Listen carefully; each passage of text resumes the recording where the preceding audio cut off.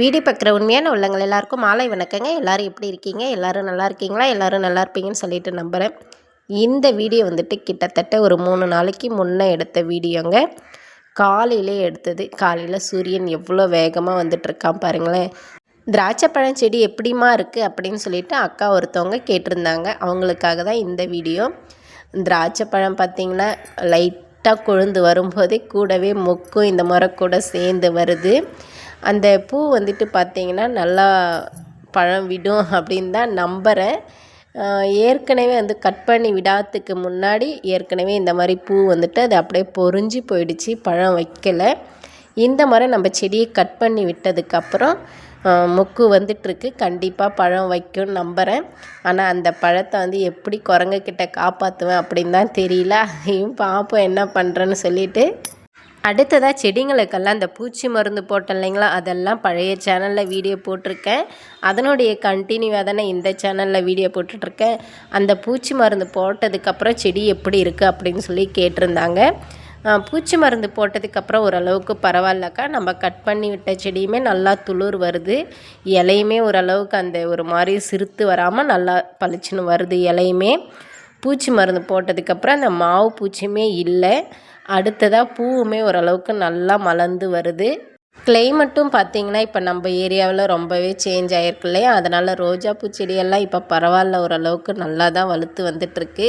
ஒரு மாதிரி கொழுந்து நல்லா வருது, இலையெல்லாம் தெளிவாகவே வருது. நான் இந்த செடி ஃபுல்லாகவே கட் பண்ணி விட்டேன். ஆனால் எவ்வளோ அழகாக துளுத்து வருது பாருங்களேன். மல்லிகைப்பூ செடி இலையெல்லாம் உருவி விட்டது, அதுவுமே துளுத்து வந்திருக்கு. இது வந்துட்டு முல்லைப்பூ செடி. இது கட் பண்ணி விட்டால் கொஞ்சம் லேட்டாக தான் வரும். எப்போவுமே மல்லிகைப்பூ செடி சர்றன்னு வந்துடும், முல்லைப்பூ செடி கொஞ்சம் லேட்டாக தான் வரும். இந்த இடத்துல ஒரு காக்கட்டான் பூச்செடி நம்ம கட் பண்ணி விட்டோம் இல்லைங்களா, அதுவுமே பாருங்கள் நல்லாவே இப்போ துளிர் வருது, நிறைய கொழுந்து வருதுங்க. இப்போது நம்ம கட் பண்ணி விட்டதுக்கப்புறம் இதில் வந்துட்டு நிறைய களை இருக்குது. ஆனால் அந்த களை எடுத்தோம்னா அந்த டப்பா வந்து சுத்தமாக உடஞ்சி போயிடும். இது ஆல்ரெடி பிளாஸ்டிக் வந்துட்டு சரியில்லாத பிளாஸ்டிக் அப்படிங்கிறதுனால இது வந்து லைஃப் வரல. ஆனால் செடியுடைய துளிர் மட்டும் பார்த்திங்கன்னா ரொம்பவே நல்லா வந்துட்டுருக்கு.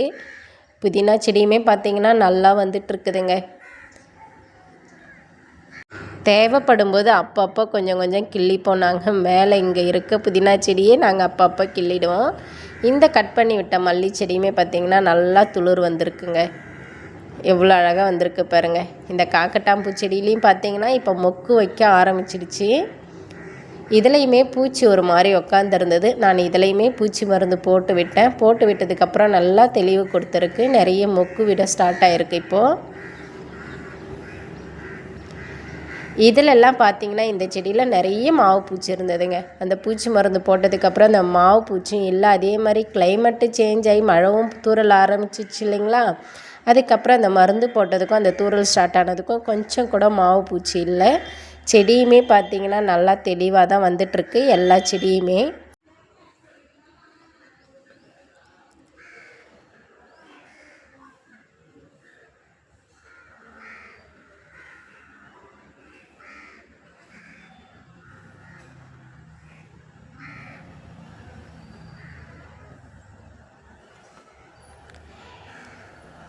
அடுத்ததாக இது வந்துட்டு பார்த்திங்கன்னா நேற்று சனிக்கிழமை அன்னைக்கு காலையில் எடுத்த வீடியோ.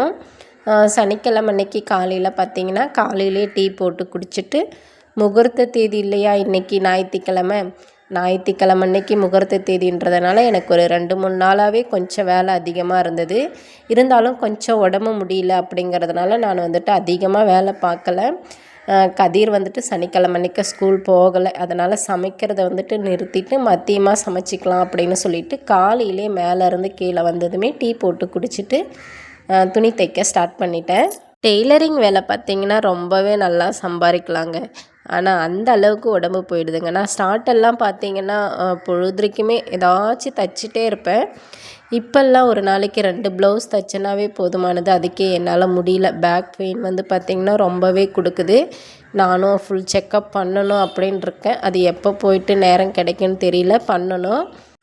இது என்னது அப்படின்னு பார்த்திங்கன்னா இது வந்துட்டு துவரங்காய். நம்ம துவரம் பருப்பு சாம்பாருக்கு போடுறோம் இல்லைங்களா, துவரம் பருப்பு, அந்த பருப்புடைய காய் தான் இது. இது நல்லா காய வச்சு இதிலேருந்து விதையை எடுத்து தான் பருப்பாக மாற்றுவாங்க. நம்ம இதை வந்துட்டு காயாகவே வந்துட்டு இதை வச்சு சாப்பிட போகிறோம். இப்போது ரொம்பவே டேஸ்ட்டாக இருக்குங்க. அம்மா தான் வந்துட்டு கொடுத்து விட்டுருந்தாங்க. இதில் வந்துட்டு லைட்டாக உப்பு மட்டும் போட்டு தேவையான அளவுக்கு தண்ணியை ஊற்றி குக்கரில் இந்த மாதிரி வச்சு ஒரு 4 விசில் விட்டு அதுக்கப்புறம் எடுத்தோம்னா அதை சாப்பிட்றதுக்கு உள்ளே இருக்க விதையை தான் சாப்பிட்ணும். ஆனால் அவ்வளோ ஒரு டேஸ்ட்டாக இருக்குங்க. நம்மளுடைய வீடியோ இப்போ தான் ஃபஸ்ட் டைம் பார்க்குறவங்களா இருந்தால் மறக்காமல் நம்மளுடைய சேனலை சப்ஸ்கிரைப் பண்ணி வச்சுக்கோங்க. இப்போ வந்துட்டு இந்த காய் வெந்துடுச்சுங்க. வெந்ததுக்கப்புறம் நம்ம இதை எடுத்து இதுக்குள்ளார இருக்கிற அந்த விதையை மட்டும் எடுத்து சாப்பிட்ணும். உடம்புக்கு ரொம்பவுமே ஹெல்த்தியான ஃபுட்டு இது. கிராமத்தில் தான் நிறைய கிடைக்கும் அப்படின்னு நினைக்கிறேன். சிட்டிலலாம் கிடைக்கிறது ரொம்பவே கஷ்டம் அப்படின்னு நினைக்கிறேன். கண்டிப்பாக இந்த மாதிரி துவரங்காய் கிடச்சிதுன்னா கண்டிப்பாக நீங்களுமே இந்த மாதிரி வச்சு சாப்பிட்டு பாருங்கள். ரொம்பவே டேஸ்ட்டாக இருக்கும். இதில் ரொம்பவே சிம்பிள், உப்பு மட்டும் போட்டு வச்சா போதுமானது. அடுத்ததாக பார்த்திங்கன்னா மக்காச்சோளம். கதிரோடைய அவங்க தாத்தா தான் கொடுத்தாங்க. அதை வந்துட்டு பார்த்திங்கன்னா கதிர் நானே வச்சு சாப்பிட்றேன் அப்படின்னு சொல்லிவிட்டு கொஞ்சத்தை வந்து குக்கரில் வச்சு உப்பு போட்டு வச்சுட்டு ஒரு பீஸ் மட்டும் எடுத்து சுட்டு வச்சுருக்கான் பாருங்கள்.